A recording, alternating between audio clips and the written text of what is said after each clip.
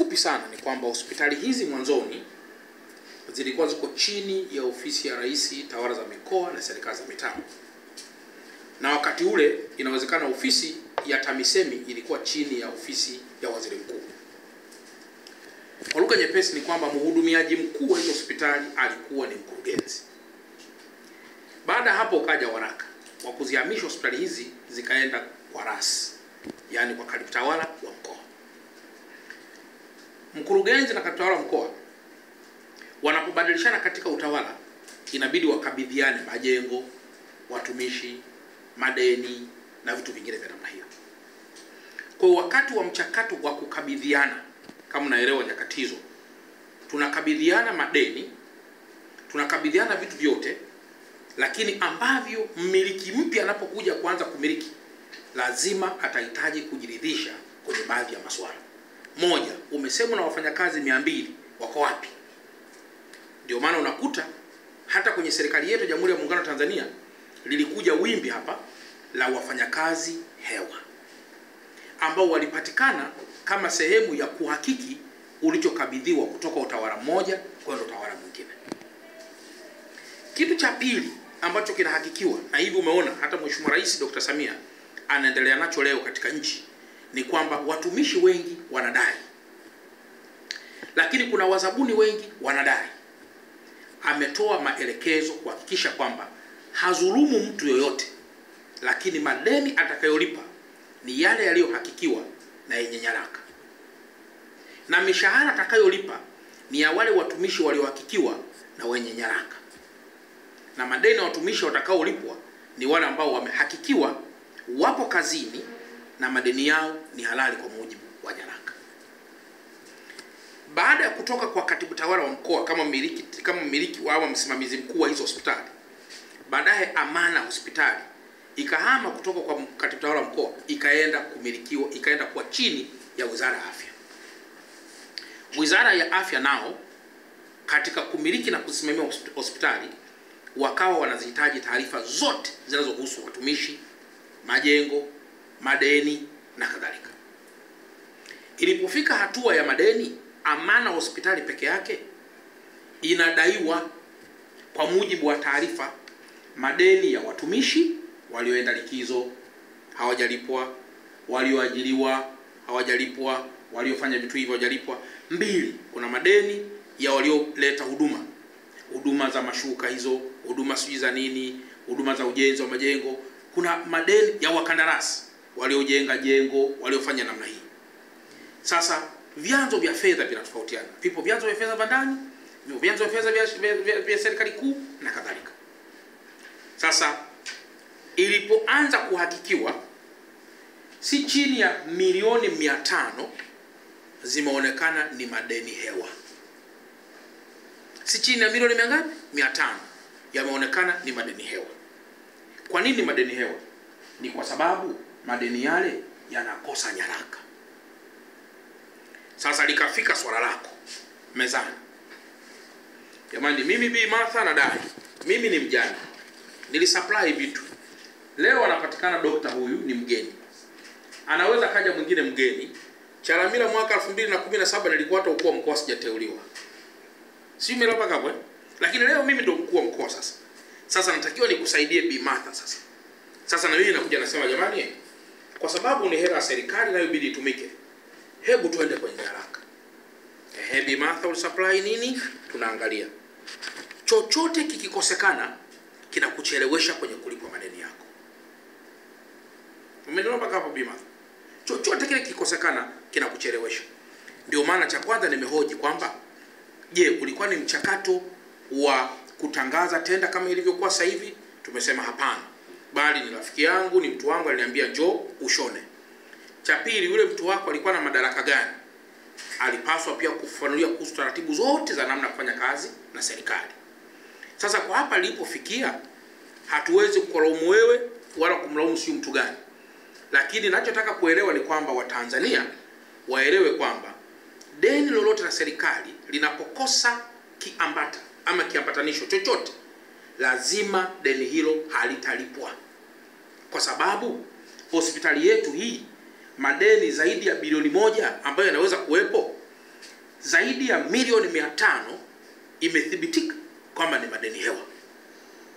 Ni madeni ambayo yanaandikwa, hayana nyaraka, hata kama kuna labda kuna nyaraka moja, na kwa mantikio ofisi zingine za ziada zinafanya nazo uchunguzi wa kina kuhusu madeni haya. Hiyo ni hospitali moja.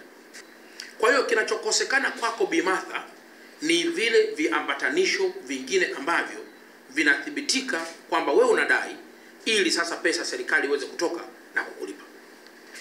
Ikilipa hiyo pesa bila kithibitisho, cha kwanza, ofisi nzima itakao TAKUKURU, itapelekwa TAKUKURU. Lakini cha pili, CAG, mdhibiti na mkaguzi mkuu wa hesabu za serikali, atajua kwamba hapa kuna jambo. La tatu, mkaguzi wa ndani, hapa mkaguzi wa ndani, wazungu wanaita internal auditors, watasema hapa kuna jambo. Mwisho, Mheshimiwa Rais Samia akifika hapa na akaona amepelekewa madeni malipo bilioni 2 alipe, halafu katika bilioni 2 kuna milioni karibu 600 hazina viambatanisho, maana yake mganga mkuu wa hospitali hii atafukuzwa kazi na kukaa ndani, katibu mkuu wa Wizara ya Afya atafukuzwa na kukaa ndani, mkuu wa mkoa atafukuzwa na kukaa ndani, halafu kiwezekana wengine wote kwenye mnyororo watafukuzwa na kukaa ndani. Kwa kinachotugharimu hapa ni kwamba deni ni kama tunaliona nusu au tunaliona zima, lakini hatujui kwamba tuna mkataba huu wa Bi Martha tumempa, lakini kila mmoja huku kwenye uvungu anajiuliza, vitu hivi vilikuja? Mwingine anasema jamani, kwetu tuliziona na pazia zipo. Je, zilikuwa za Bi Martha? Hakukuwa na mtu mwingine anayeleta pazia? Je, ni kithibitisho ni nini sasa cha Bi Martha kulipwa? Na anasema malipo yake yalikuwa kwa mkono. Sasa hilo ndilo ambalo linaleta tabu.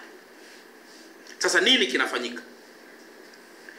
Tumekwisha mwelekeza mganga mkuu kuhakikisha kwamba anafanya haraka uchunguzi wa haya yote, pamoja na vile vithibitisho vyote ambavyo wewe unaweza kuwa umekwisha peleka, ili pale unapostahili ulipwe pesa zako. Hiyo ni kitu cha kwanza. Lakini kitu cha pili, usije ukakubali kufanya biashara na serikali pasipo nyaraka. Ndio. Si umeelewa hapo? Mtu na mtu wanakopana hela, watu na mtu wanakopana hela. Wanaweza kukopana hela kwa sababu ya utaratibu wao. Lakini kwenye serikali, hata ingekuwa ni shilingi 500, inatoka kwa nyaraka. Umefanya kazi na serikali, cha kwanza uambie nipeni mkataba. Siku hizi cha kwanza tunatangaza tenda kwenye mifumo. Wanakuja watu wengi, ana shida mmoja. Cha pili, tunaanza kumtathimini aliyeshinda. Je, huyu evaluation itasema ni kweli na huu uwezo? Cha pili. Cha tatu, kama ni mradi mkubwa tunamwambia awasilishe baadhi ya nyaraka zikae kama dhamana ya kuweza yeye kufanya mradi huu. Cha nne, tunakwenda sasa kumwawadi mkataba wa kufanya kazi. Cha tano, tunamwambia malipo yote yatawasilishwa kwa njia ya account, na kama kuna malipo, vitu vyote wewe unaleta kwetu vitaletwa kwa njia za ushahidi kwamba umeleta kwenye ledger, tumesign kwa pamoja, tumepokea. Mwisho wa siku tunasema hili ndilo deni halali. Kwa tunapohakiki deni, wewe kwako umekuja kuonekana kuna baadhi ya nyaraka za uletaji wa hizo bidhaa hazipo. Nini sasa tunakuja kukihitimisha? Kwamba inawezekana wewe au wale wa mwanzoni, inawezekana kati yetu sisi mmoja wapo anaweza kuwa ulikuwa ni mradi binafsi ambao mwisho unapelekea kufilisi fedha ya umma, na ndio maana nyaraka zinakosekana. Lakini mbili, inawezekana hamkuambiana ukweli, kwa sababu mimi hata nikitaka kumchukulia hatua yule kule lazima nimchukulie hatua kwa nyaraka. Si kama tunaenda mpaka. Ndio. Umeelewa vizuri mpaka? Kwa hiyo Bi Martha, cha kwanza ni kwamba mganga mkuu, fanyia kazi haraka jambo hili. Nyaraka zote ziwasilishwe, na mama na mimi nakuomba uwasilishe nyaraka hizi, na kama hauna uwe tu muwazi kwamba mimi hizo nyaraka moja wapo sina kabisa. Si ndio maana? Ndio. Ili sasa tuweze kuona tunafanyaje katika ukosekanaji wa nyaraka, kwa sababu hii ni serikali. Mganga mkuu kesho yupo, kesho kutwa hayupo. Yule mwingine hayupo, yule mwingine hayupo. Kwa hiyo Watanzania tuwaombe radhi tu kwamba hakuna mtu aliyemuonea Mama Martha. Na bahati mbaya sana hata kwenye ofisi yangu mimi anasema alikuja akakuta sipo akaondoka mpaka leo. Na mimi kwa bahati mbaya sana sishindi sana ofisini. na kimbia huku na huku kuhudumia Watanzania. Nimeuliza labda kwa mkuu, ndugu yangu mkuu wa wilaya, labda ndugu yangu nani Mpogolo, ulienda? Anasema kwa kweli huko sikwenda kabisa. Kwa mnaweza mkaona kwamba pia tunafanya kazi katika mazingira haya ya pressure kwamba chombo cha habari kisha. Kwa hiyo nitoe rai kwa watu wote wanaodai serikali kwamba deni lolote lile linalipwa baada ya kuhakikiwa, lakini pia linalipwa kwa awamu kadiri serikali inavyozidi kukusanya financial resources zake. Haiwezi tu moja kwa moja tu kulipa. Kwa hiyo mimi niwapongeze kwamba kwa kweli pia mngekuwa mmelipa tu hamna haya madude haya, pia tungewashangaa kwamba mnalipa tu hamna nyaraka zingine hapa, tungesema jamani, hiyo hela ni ya kweli. Hela ya Rais Samia hazurumu mtu, lakini lazima ilipo. Si chini ya mabilioni mahospitali haya yanadai. Na kuna wajanja Mama Martha, usituone hivi. Mimi ni mkuu wa mkoa. Kuwa mkuu wa mkoa usifikiri labda mimi ni mtakatifu sana. Naweza kuwa mkuu wa mkoa mwizi kabisa, ila tu sijakamatwa na nikatumia mnyororo huo kufilisi mali za umma na kuwaibia raia. Si umeelewa mpaka hapo? Na kuwaibia raia. Na ndio maana wewe kamkataba kakitoka wanaanza kukuzonga huko. Ili kamkataba haka nikupe ni ahidi. Unasema haya basi tutakupa 200. Haya ukishatoka tena wanakuja, ili deni lako lilipwe nipe 200. Si mnakutana hayo mambo? Wanaofanya hivyo ni watu wa pembeni, si wa serikali. Ndio. Ni wa serikali. Kwa sisi watumishi wa serikali tuwe faraja kwa watu. Sio kama mnaelewa ndugu zangu. Hiki hakiwezekani, sema hiki hakiwezekani. Kafuate taratibu hizi. Mwelekezeni afuate taratibu ili deni la serikali liweze kulipwa. Kwa hiyo Mama Martha, unaweza kuwa ni mjane, na mimi nakupongeza sana kwa kazi nzuri. Hata mimi leo nakuchangia, lakini sio kwa hela ile ya serikali. Sio umeelewa mpaka hapo?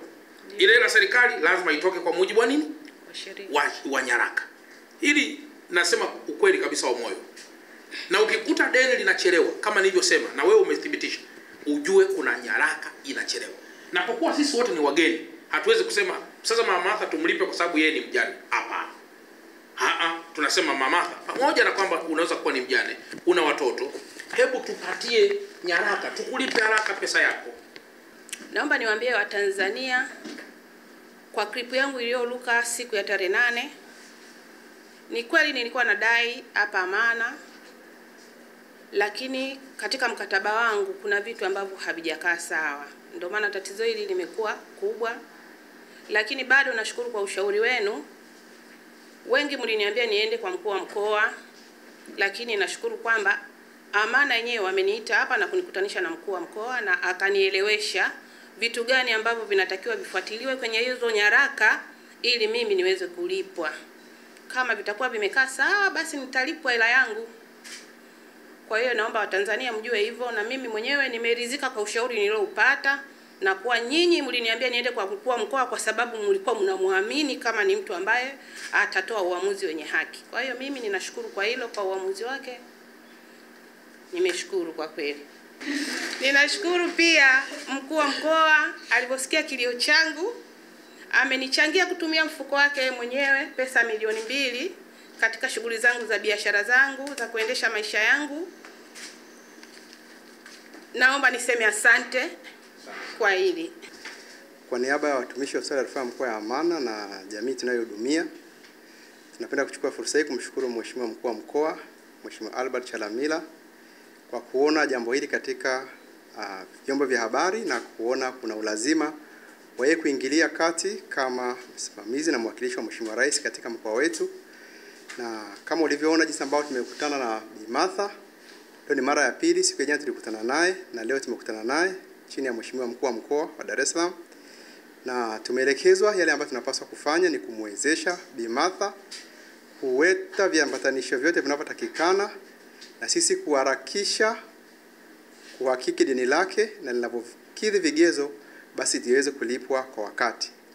Zaidi, Mheshimiwa mkuu wa mkoa ameeleza ya kwamba wazabuni wote wanaozidai serikali na taasisi yetu ya rufaa ya mkoa ya Amana basi wasisite kuleta nyaraka zao na taratibu zitafanyika, na kama wataona wanakwama basi wasisite kufika katika ofisi ya mkuu wa mkoa wa Dar es Salaam, watapata msaada, na wakiona hayupo basi kuna mkuu wa wilaya na mamlaka nyingine ambazo sisi zinatusimamia kwa karibu. Niwashukuru waandishi wa habari, niwashukuru wa Tanzania kwa jinsi ambavyo mmepokea jambo hili na jinsi ambavyo mmetutumia jumbe na kusema Amana mbona amtendi haki. Tunaomba tuchukue fursa hii kusema yale ambayo Mama Bi Martha ameyasema, huo ndio uhalisia. Hatuwezi kufafanua zaidi kwa sababu tayari mwenyewe amesema kile ambacho kimeelezwa na Mheshimiwa Mkuu wa Mkoa, na yeye mwenyewe ameelewa, na naamini atakuwa balozi mzuri kwa kwamba wale wote ambao wanatamani kufanya kazi na taasisi za umma basi wawe wameweza kukidhi vigezo ambavyo vinatakikana, waweze kuhakikisha kwamba wanapowasilisha bidhaa zao basi zinahakikiwa, nyaraka zote zinakuwepo na wanadai na wanalipwa kwa wakati. Nawashukuru sana. Nataka kukaribisha wananchi wote katika hospitali ya rufaa mkoa ya Amana.